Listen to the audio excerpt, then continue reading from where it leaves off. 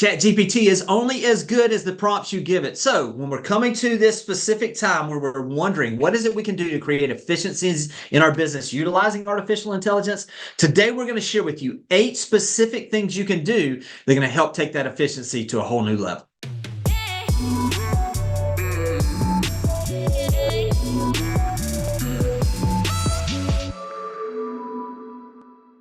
Welcome to another episode of Real Estate AI Flash that is dedicated to real estate professionals to advance their career with AI. Well, Jimmy, this episode I'm really excited about because I've heard the 2023 word of the year for dictionary.com, which is hallucinate. Well, you and I know hallucinate is not necessarily a new word, but it's become immensely popular in 2023 because people have started to use ChatGPT, not really knowing how to use it, and it hallucinates, it lies with confidence. So this episode is dedicated to minimize all of that, to give you some guidance on it. And we're going to talk about 8 things. Jimmy and I are going to go back and forth on talking about 8 things we believe are key factors to consider for better prompting. And I'm going to just say this before I kind of kick it off to Jimmy here, is that I've always felt ChatGPT or any AI tool you use as an untrained employee. And today, think of this as day one orientation for your employee. And garbage in, garbage out. We've heard that analogy. And you know, Jimmy, I looked up on LinkedIn the other day. Prompt engineering is one of the hot jobs for people to apply for. Now, there's a lot more to prompt engineering than you and I are prompting ChatGPT with. And we've done a whole episode that people should listen to, which is talks about the 4 Ps and the RISE Foundation. But today we're going to give them key factors that they can apply going into anything AI. So we're talking about 8 factors, and stay tuned for all 8 because they're really good ones for all of them. So let's dive in, Jimmy, for 1 on your mind. What do you think is the first one for you? Well, even Rajeev, before I get to that, I mean, hallucination today is different than it was maybe in the 60s or in the 70s. You know what I mean? So I don't know which one is worse, but listen, what we're going to do is try to give some opportunities for people to really get some practical ways they can add these arrows, so to speak, to their quiver to help them build their businesses. So I'm going to start with number 1 is just be specific and clear. The more clear you are with what you're asking ChatGPT, for example, or any AI, to give you a response to, and the more that you can really get specific on the details you're looking for. So I'm going to use an example here. Let's say that you were wanting to grow your social media following. Instead of just asking it to give me the steps to grow my social media following, ask it specifically. Instagram, ask it LinkedIn, ask it specifically. When you're asking it to do certain things, make sure that you're asking it to give you the targeted audience. Just who is it that you're working with? And the more specific and clear you can become with these prompts that you're making, the better the information. Just like what you said, Rajeev, it is garbage in, garbage out. Well, the better the input is, and the more specific and clear it is, the more specific and clear the output is going to be. So start by making sure that you're going to be very specific and clear would be number 1, in my opinion. Yeah, think about this, Jimmy. The other day, my daughter was running to Starbucks, and she said, "Dad, can I get you something?" I told her, "Just get me something." And she got me something that I didn't really care about. But if I had given her specific instructions, get me a grande espresso latte with extra sugar, that is clear instructions, right? To your point. So the next thing for me is setting context and scope. So giving enough background about the task at hand, I think will help them. So if you're building a social media campaign, to your point on number 1, give it some background. Like, I'm looking for an email campaign, I'm looking for a social media campaign, or ask me all the questions you need to gather information before it starts to spit out things.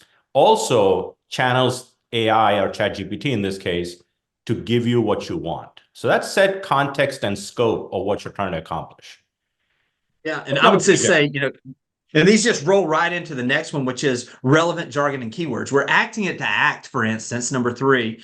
We're acting it to act as someone. So, for instance, if we're asking it to act as an expert, I'm just using social media since we've been going that way, act as a social media expert or a social media manager or whatever we're asking it, then speak in the language that it would utilize if you were talking to that. So if you're going to be asking it specifically on what it is that you can do, ask it how do I increase engagement rate? Or ask it to ask the ideal client to DM me instead of direct message me. Use the jargon, use the specific terms that you would expect, because again, by giving that information properly, you're going to get the proper information back in those instances as well. Yeah. And getting number 4, I mean, many people have writer's block, Jimmy. They don't know where to start. Right. So a great thing to use ChatGPT for is to brainstorm. So before you even ask it to do something, ask open-ended questions, right? When brainstorming I want to write an email for homeowners that have been in a home for more than 10 years. Ask it questions, use open-ended questions. For instance, what are some innovative ways to increase engagement?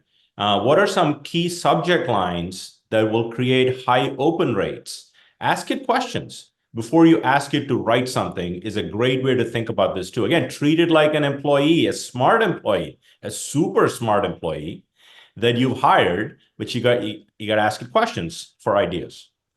So I'll give a great example with this, Rajeev, of something we did this week. So we had a listing that had been sitting there for a little while, and we were just basically trying to figure out, okay, we know that we needed a price reduction, but instead of just going and saying we need a price reduction, we asked ChatGPT to give us the ability as an expert in marketing real estate, give us 20 examples of ways that we would remarket a home that has a price reduction. And you can't imagine the things that we got. Again, some of these were reminders, but by being specific, by asking it to be creative and giving it that open-ended question, we got a list of 20 things. Some of them are reminders, some of them are unique ideas we'd not even thought of.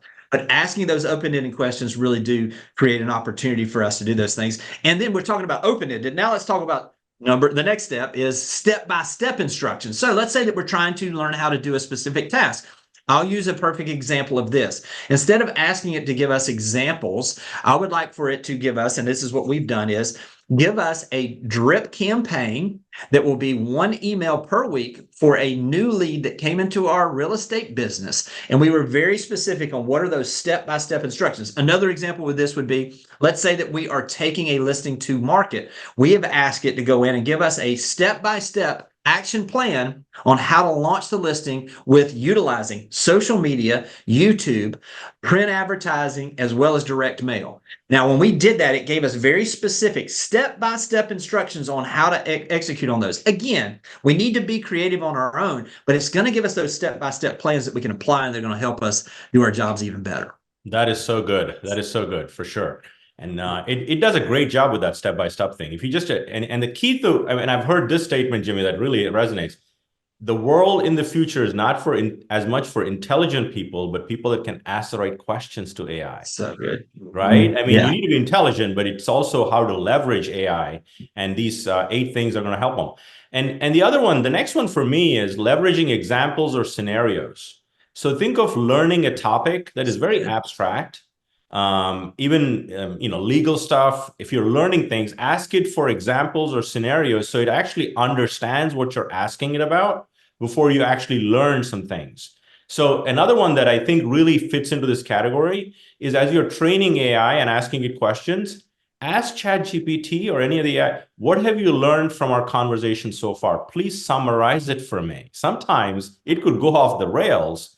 So it's almost like meeting minutes, right? Where are you now? Let's kind of summarize before you kind of move forward. So that also helps as well, Yeah, to me, that's probably one of the best points is when we're leveraging those examples, some of those scenarios, and we're doing some of those things, that really gives us the ability to expand on what we're doing, which leads right into number 7, which is to seek clarifications and follow-ups. So for me, a lot of times, and we've talked about this, I think in the past, is like when you ask, I'm going to use this as an example, when you've asked ChatGPT to give you a listing description, for instance, go back and ask it again to write that and just and way that I've always done it is, this is great. Please rewrite this in the tone of attracting a luxury buyer. Please rewrite this in the tone of casual conversation. Please, and so I'm asking it I'm taking what it's done, which is really, really good. And I'm then beginning to ask it to expand on what it's done, which every time that I've done that, and the thing is you can't break it. So, I mean, the more questions you ask, or the more times you ask it to refine and to get better, it gets better and better. So follow-up, I think, is critically important as well. Yeah, and I love what you said there. This is great. I think using a little bit of emotion and treating it like a human actually gets a better response as well. And to your point, and the last one, number 8, is getting feedback and iterating. Like when I ask you, give me 3 subject lines for a certain email campaign, it throws out subject lines. And then I was not really thrilled with what it told me. I said, can you keep these 2 keywords, but build on this and give me more? So keep going back and forth. It's almost like an employee that gives you something you've tasked them to do, and you feel like they're 80% there. You got to give them feedback and go back and forth to get it to 100%. And that's what feedback and iteration is all about.